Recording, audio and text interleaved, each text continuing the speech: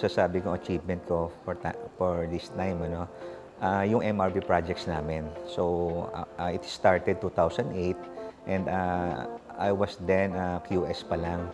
So, I was assigned to do the bidding process of that project, particularly One Oasis Ortigas.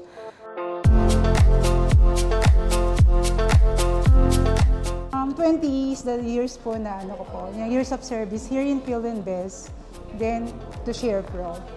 The reason why I choose to stay, na I've seen talaga po na I've witnessed na we have good leaders with a heart. Yes, you heard it right. May puso po.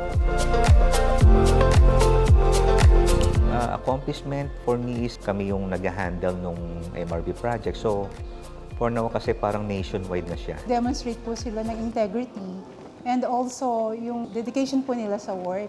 Yun po yung kind of leadership na I look up to and I would like to emulate. Proud ako to be part of the MRB team. Nag-start ako na mag-isa lang and then I learned so much from that.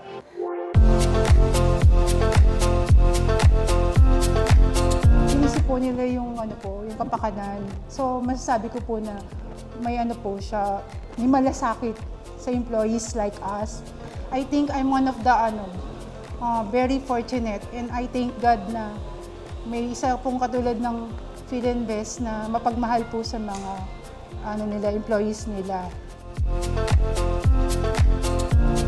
SPI naman, I think ang isang maganda rito is nakafocus talaga ang technical team with regards sa mga process namin and or parang maiwasan yung mga delays natin sa mga projects. So, I really appreciate that kasi although before SPI, although may process kami, but now, mas papunta into perfection na.